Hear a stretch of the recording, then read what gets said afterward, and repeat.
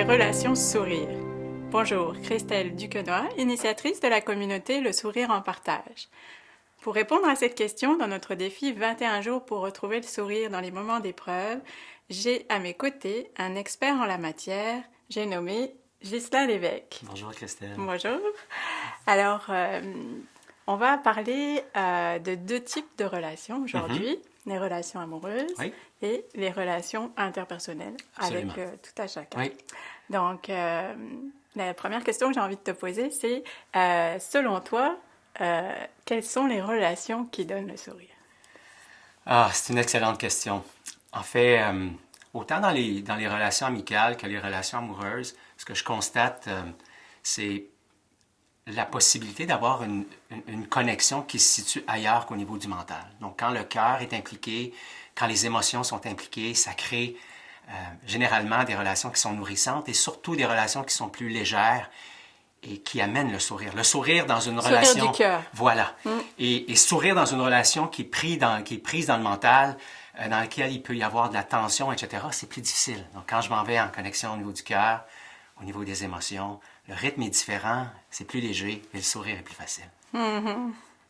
Et quand on a finalement, quand on est en contact dans les relations de tous les jours, avec des personnes avec qui il n'y a pas de connexion de cœur, justement, comment on fait pour garder le sourire dans ces moments-là? Ouais, je conviens avec les gens que c'est probablement un peu plus difficile, ça demande un petit peu plus de maîtrise émotionnelle. En relation, ça devient important quand on parle de maturité relationnelle, de maturité émotionnelle. C'est justement là que tout se joue. C'est la capacité que j'ai, dans le fond, de rester connecté à moi. Souvent, avec ce genre de personnes-là, on va emmener la caméra chez l'autre. On va emmener notre attention à l'extérieur. Et ce que ça fait, c'est que ça nous fait sortir de notre capacité à demeurer centré.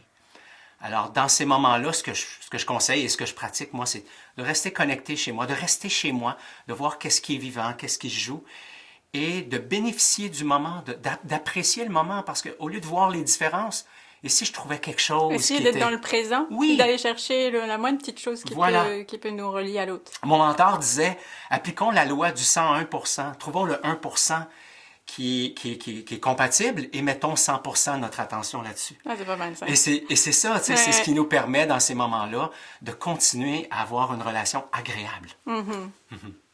C'est parfait, ça. On va s'en servir. Oui. Alors, la loi du 101%, je pense que ça devient intéressant dans ce contexte-là. OK.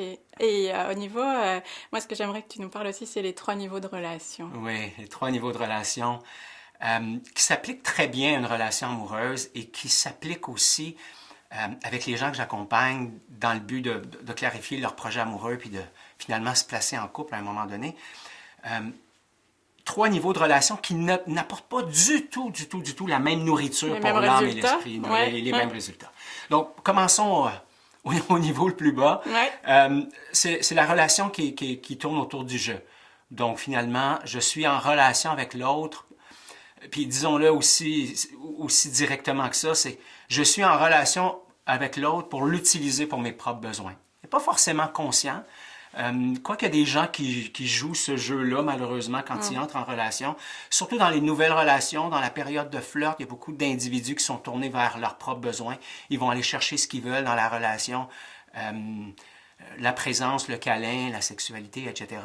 Et malheureusement, la personne qui, elle, cherche une relation 3e niveau, si elle n'a pas vu ça venir, elle se retrouve vide, attristée, puis même elle peut perdre foi en la possibilité qu'elle a d'entrer en relation avec l'autre. Parce qu'elle n'existe pas finalement dans la relation. Non, elle n'existe pas. Elle devient un outil. Elle sert le plaisir de l'autre et les besoins de l'autre. Et à ce niveau-là, je ne suis pas du tout en train de créer quelque chose avec l'autre.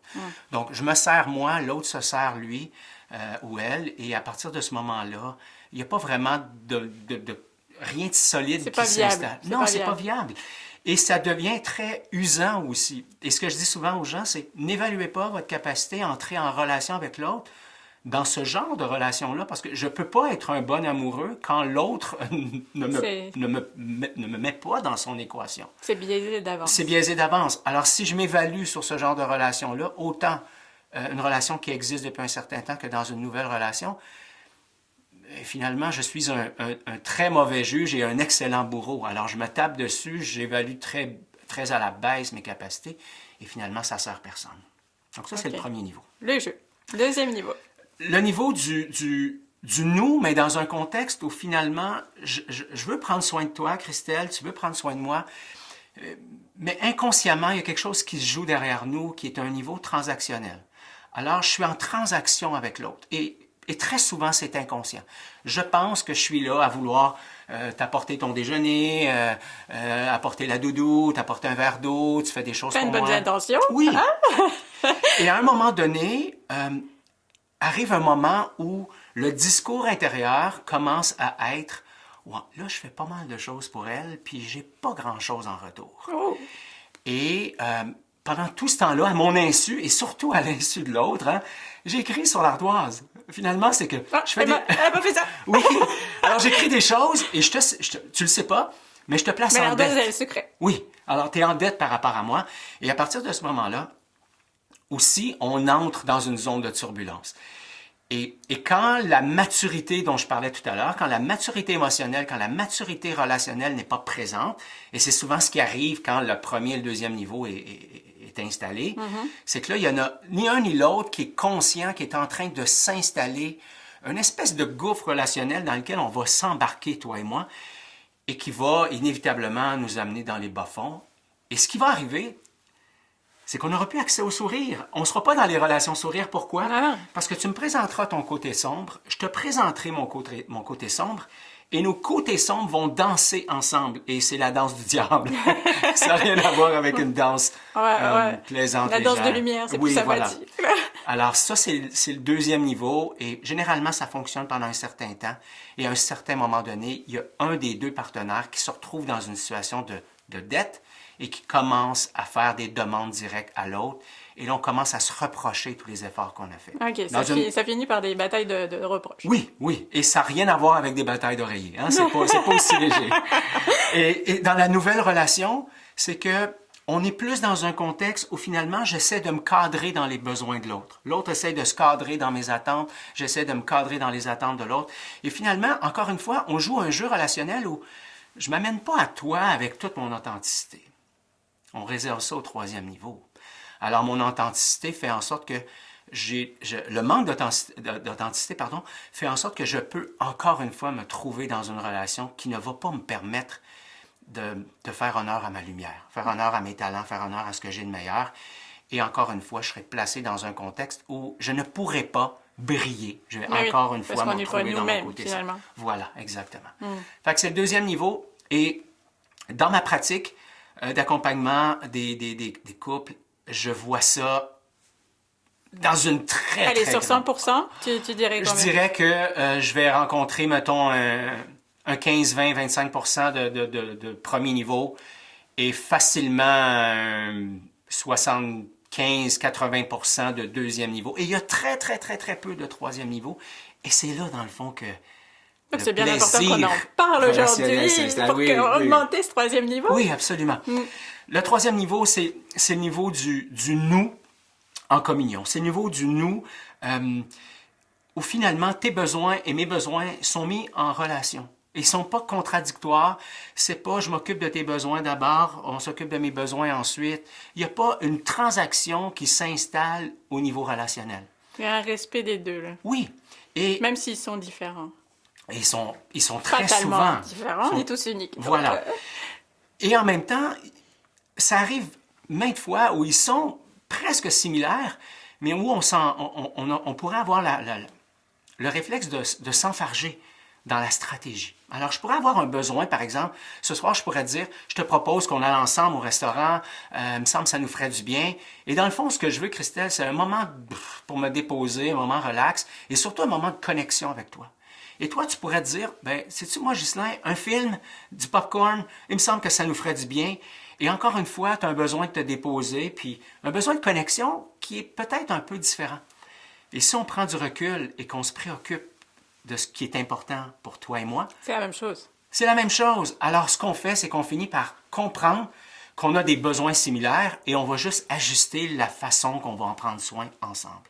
Okay. Donc, dans ce troisième niveau relationnel, c'est pas, il n'y a pas de guerre de pouvoir, il n'y a pas de jeu de pouvoir, Okay. Et ça demande la maturité relationnelle et émotionnelle parce que je dois être capable de voir ce qui se joue chez moi, que toi, tu vois ce qui se joue chez toi. Et être capable de le dire aussi. Voilà. De le nommer et après ça, de mettre ça en commun et de danser ensemble. Donc moi, le troisième niveau, j'appelle ça le niveau de la danse. C'est très léger. Évidemment, ça amène des discussions qu'on n'a peut-être pas envie d'avoir, qu'au deuxième niveau, qu'on pousserait sous le tapis. Mais au troisième niveau, ça va nous amener à aller dans la relation qui est vraie. Et finalement, c'est du plaisir de pouvoir danser ensemble. Absolument. Et quand l'autre vient jouer avec moi dans sa lumière et que je m'amène à l'autre dans ma lumière, ça amène des occasions de sourire, ça amène des occasions de légèreté et ça amène une relation qui est extrêmement nourrissante. Parce que là, je suis pas dans l'attaque à l'autre, je suis pas dans l'attente sur l'autre, je suis pas dans me soumettre à l'autre, je suis juste dans... C'est dans l'amour de moi, de l'autre et des deux. Voilà. C'est un bon résumé. C'est un bon résumé, c'est ça, dans le fond. Il y a comme une égalité relationnelle où finalement, c'est pas important ce qu'on fait puis pourquoi on le fait. On ramène tout aux émotions puis à ce qu'on vit ensemble.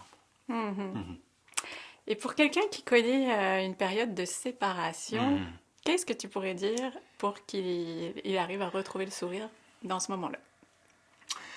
Ah, écoute, puis bon, je pense que c'est quelque chose qu'on vit tous à un moment ou un autre. Je connais un peu ton histoire, tu connais la mienne. Je pense que le premier défi, c'est, encore une fois, de tourner la caméra vers soi. Il arrive une période, c'est un deuil relationnel à vivre, alors... C'est clair. Et le deuil relationnel nous amène parfois à contacter notre noirceur, notre côté sombre. Alors, ce que moi je propose aux gens, c'est tournons la caméra vers soi, amenons un petit peu de lumière. Avec douceur? Avec douceur. Prenons soin de soi. C'est souvent le moment où je dirais que notre capacité à être énergique, notre niveau d'énergie, notre niveau de sourire, notre niveau de plaisir, c'est souvent là qu'il se retrouve dans le creux de la vague. Hein. Et ça me donne absolument rien de tourner le regard vers l'autre, parce qu'en tournant mon regard vers l'autre, je suis plus dans le mode accusation. Je suis en train de pointer l'autre. T'as pas fait ci, t'as pas fait ça, tu m'as pas apporté ci, tu m'as pas apporté ça.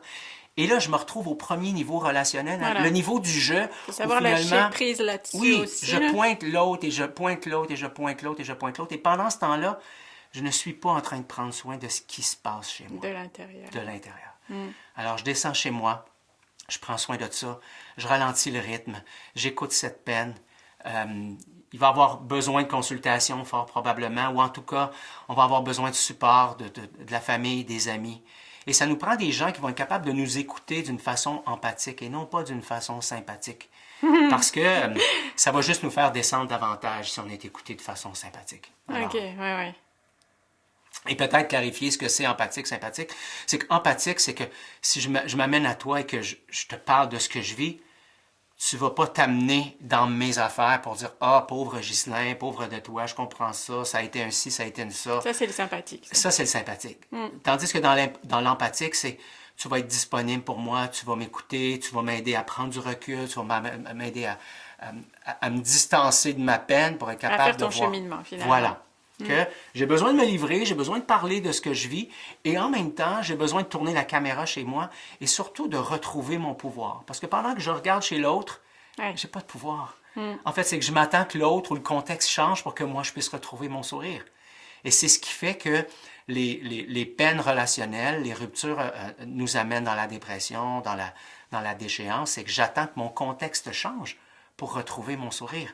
J'attendais que l'autre m'amène du plaisir, j'attendais que l'autre me rende heureux, et l'autre n'est plus là, et plus encore, l'autre est responsable de ma peine, ce qui fait aucun sens, en tout cas, au niveau relationnel. Et on sait que pour être au troisième niveau, il faut être mature sur le plan relationnel et émotionnel. Donc, je ne suis pas à la bonne place pour me créer, à un moment donné, une relation qui m'intéresse. Évidemment, quand je suis dans le creux de la vague, c'est la dernière chose qui m'intéresse. Mais un jour, j'en sortirai et je voudrais à nouveau vivre une relation. C'est la nature humaine. C'est sûr. C'est comme ça que ça se passe. Et quels sont les grands principes pour toi pour créer une relation miraculeuse, justement, une relation, comme tu dis? Ouais. En fait, c'est une question que j'ai... c'est presque paradoxal, mais tu me connais, j'aime ça être totalement authentique. J'accompagne des couples, des gens qui veulent vivre une relation amoureuse depuis très longtemps. Mm-hmm.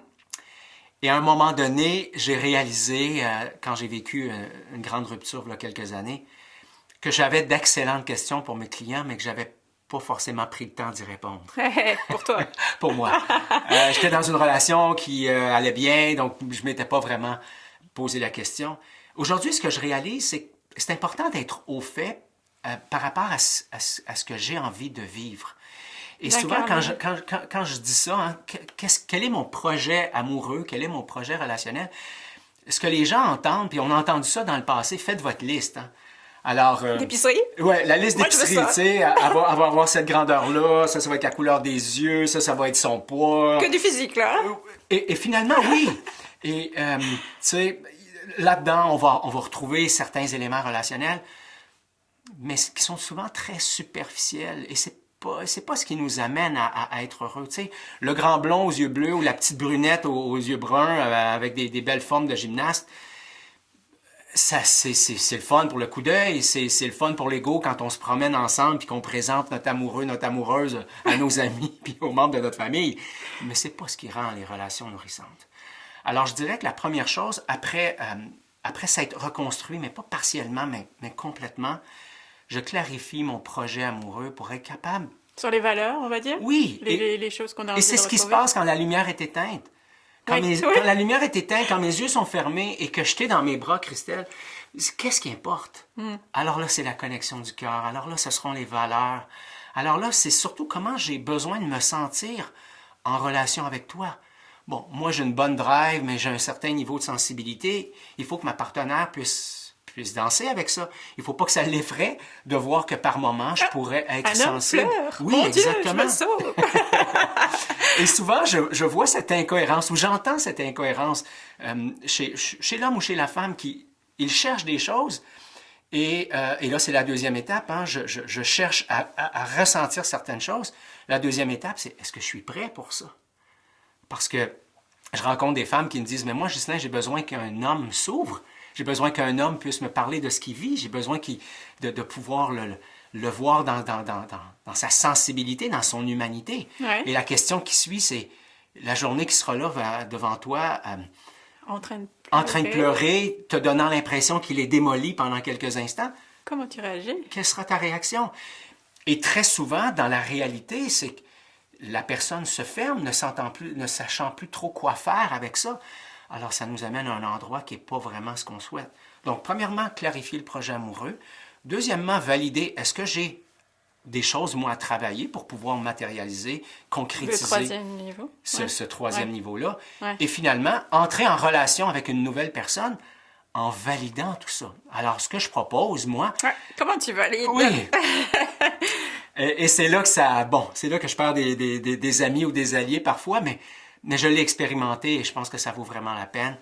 C'est de sortir l'équation hormonale, donc de mettre un petit peu de côté le jeu sexuel. Hein. Quand on s'installe dans une nouvelle relation, il y a souvent une espèce de flirt qui s'installe où, à notre insu ou parfois consciemment, on va jouer une espèce de jeu de charme qui a comme objectif d'amener à la relation sexuelle. Et ce que moi je dis dans l'accompagnement, c'est j'ai rien contre la sexualité, au contraire. On va s'entendre là-dessus. Oui, on va s'entendre là-dessus. Il ne faudrait quand même pas que les gens pensent qu'il faut bannir ça à vie. Mais je pense qu'il y a un moment pour chaque chose et qu'au départ, si j'enlève ce brouillard ou ce potentiel de brouillard-là, j'arrive à m'amener à l'autre comme je suis et j'arrive surtout à le voir pour ce qu'il est. Alors, mutuellement, on peut se regarder avec des vrais yeux, parce que nos yeux physiques vont biaiser les choses, parce qu'on est à la recherche de certains indices. Et quand je suis dans le jeu de la séduction, j'ai pas un regard qui est juste, j'ai un regard qui est plus rosé. Tu penses que l'âme, elle n'est pas là, finalement? Non, l'âme n'est pas là, la connexion du cœur n'est pas là. Et ça amène une foule de relations où on se dit, mais coudonc, il a donc bien changé, tu sais. Quand finalement, c'est que là, mon teint de rose sur l'autre a commencé à s'estomper. Et là, je commence à regarder l'autre pour ce qu'il est. Et il y a moins de gêne relationnelle aussi, ce qui fait que l'autre s'amène un peu plus aussi comme il est. Donc oui, il change, mais surtout mon regard sur l'autre a changé. Donc, je clarifie mon projet, je m'assure que j'ai ce qu'il faut. Et ensuite de ça, j'entre en relation en allant valider, est-ce que l'autre a ce que j'ai besoin? pour pouvoir établir quelque chose d'intéressant. Valider avant de s'engager sur le sexuel. Est-ce que les projets amoureux sont compatibles? On peut avoir une compatibilité physique, on peut avoir une compatibilité hormonale, on pourrait même avoir une compatibilité sexuelle, mais les projets amoureux n'amènent pas à la même place. Alors pourquoi entrer en relation, sachant que dans 6 mois, 1 an, 2 ans, 5 ans, ça va mener à une rupture parce qu'il n'y a pas de compatibilité dans ce qu'on veut, puis où est-ce qu'on s'en va. Alors ça amène plus de frustration, mais des fois, on est prêt à sacrifier, puis c'est un peu paradoxal, mais on va sacrifier la vision à court terme pour le plaisir, la vision à long terme pour le plaisir à court terme. Et inévitablement, ça va basculer à un moment donné et je serai dans la peine à long terme. Alors, ça va rien donner. Est-ce qu'aujourd'hui, dans cette société où tout va vite, finalement, les jeunes ne vont pas plus vite vers le sexuel aussi, hein? Qu'est-ce que tu en penses, toi? Ben, en fait, je l'ai cru et je commence à accompagner des jeunes 18, 19, 20, 22 ans. Et j'avais la croyance qu'ils s'embarquaient vite. Et bon, je pense qu'ils traversent une période où c'est le cas. Mais ils sont vraiment, en tout cas dans les jeunes que j'accompagne, puis je ne veux pas tirer une conclusion là-dessus, mais sur les jeunes que j'accompagne, je vois une très belle sagesse, une belle maturité où finalement ils se disent, écoute, j'ai pas envie de tourner en rond dans une relation, ça me donne rien. Alors, ils ont, eux, une belle capacité de ralentir le rythme et d'aller voir ce qui est là avant d'aller dans une dimension plus intime. Ce que les plus vieux, en tout cas, ou certains plus vieux dans ma clientèle, n'ont pas encore tout à fait compris. Donc, on s'en va de plus en plus vers des relations sourires? Eh bien, je l'espère, c'est une belle nouvelle!